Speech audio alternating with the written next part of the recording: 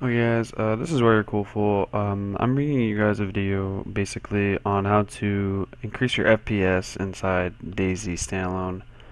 This also works for Arma 3 and Arma 2, or DayZ mod just in general. I will show you I will show you how to do this for DayZ Standalone, or sorry, DayZ mod. Basically, the first thing you're going to want to do is go into the properties on your Steam for DayZ and go to right here to the launch options. Should be the first thing that opens up. And this is pretty much what you want to type in or put inside of it. I'll put this in the description as well, so you can just copy it and paste it right in here.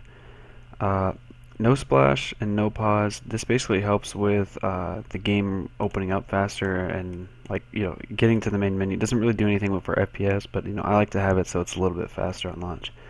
Um, Having in the Windows XP command, what that does is it'll run the game in I think it's DirectX 9 instead of running it in, I think, DirectX 11 or something like that.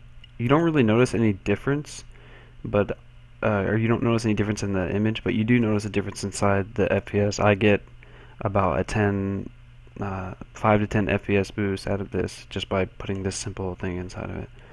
I don't know completely what it does, but I mean, it helps with FPS. I know that it basically will run it in DirectX 9. That's as far as I know.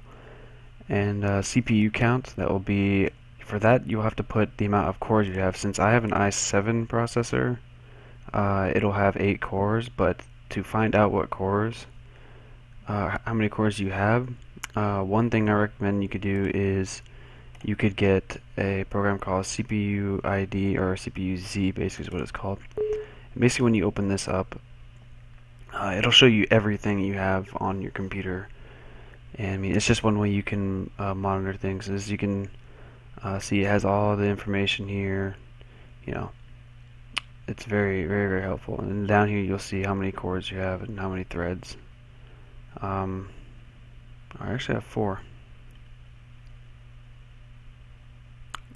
It's odd. Anyways, yeah, that's basically how you're gonna see. Uh, that's how you're gonna see how many cores you have. I'm gonna change that back to 4 actually, because I might have 4. I don't know exactly, but for max memory, you're gonna put what your RAM is. I have 8 gigabytes of RAM, so this is how much it is for 8 gigabytes of RAM. If you have 4, you can like put in exactly how much you had. Just put how much RAM you in. It's not hard to find out. And so yeah, then you just hit OK, and so when you launch the game, you will get those inside your launch options. Now, another thing that I see a lot of channels do is inside the in-game, when they go in their settings, they try and show you what you should put your graphics on and the video settings on.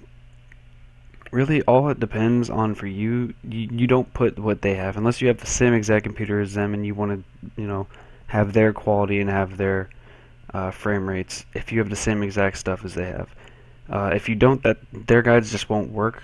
So what you're gonna do is just when you get inside the video settings, just turn down everything to the very minimum. See how much FPS you get from there, and then start turning things up that you would like to see improve. Say like you want to see your texture quality go up a little bit more. So you put that up to, let's say, medium. Then you check your frame rate and see if your frames can handle that, and if they can, then good, you can leave it on. And then you can start trying out different things. That's all you have to do. It's very simple. You don't need to go see someone's video and put the exact settings they have, because that just doesn't work. Pretty sure a lot of you are smart enough to realize that. But yeah. And then the last thing you want to do is you want to go into your documents. Yeah, documents right here. And then you'll see the DayZ folder right here. I'm going to go inside this. And you'll see right here there's some files. You don't have to worry about this folder. It's just these files right here. There's the DayZ config, the one with your name, and this one it's .vars. This is a different profile. You want to open up the one with your name. As you can see here, I'm going to scroll down.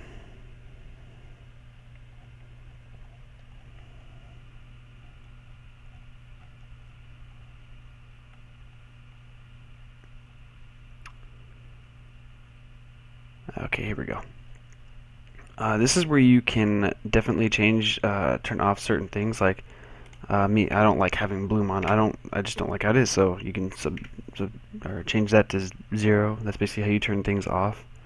Change it to 0. Your view distance. This is one thing you want to change. You want to change that to. I normally keep it at about 3,000 view distance. You can turn it down to pretty much anything you want. But for objects, I like to have 1600 because that's literally the farthest you're ever gonna with like the farthest shooting rifle in the game. Well, when they come out with one, I'm sure it'll go up to like something like 1600 for any big rifles. At least in DayZ mod it was. This is about the farthest shot you could actually take, unless like you set it up perfectly. But this is the farthest, some of the farthest shots you're ever gonna take on DayZ. Very rarely take those kind of shots too. That's just common sense. And scene complexity, I don't know exactly what it does, but one thing is, I don't know, I was told by a lot of other friends and YouTubers that you want to keep this at around 200,000 or 150,000. I don't know exactly what it does. I keep mine on 200,000. I don't, I never changed it and looked, compared frame rates, so I don't know exactly what it does.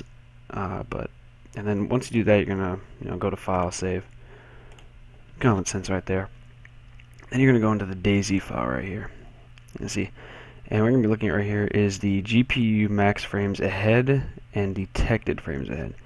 Now this, I don't know what exactly it's set on, but just change this to 1 and change this one to 1 as well. So, you have that all, and this is where you can also, if it keeps, or you can keep vSync off, you can disable SOA or SSOAO, sorry, and you can turn a few stuff off here. Also, you can set your resolution and everything, But the game does that perfectly fine for you. So this is all we're pretty much changing inside here.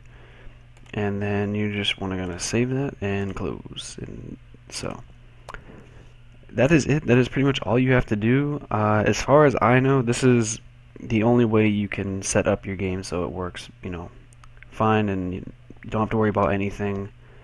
It may just come down to your computer. It may have a good enough computer. My computer, I can get at the bare minimum running.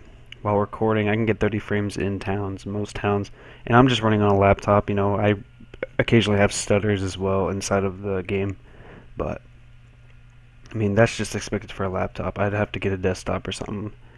But yeah, so if the video helps you, go ahead and leave a like, subscribe. If I put out helpful videos. So yeah. And if you have any problems, always comment in the section or message me. I will see those. And for now, I will see you guys in whatever I put out next. Goodbye.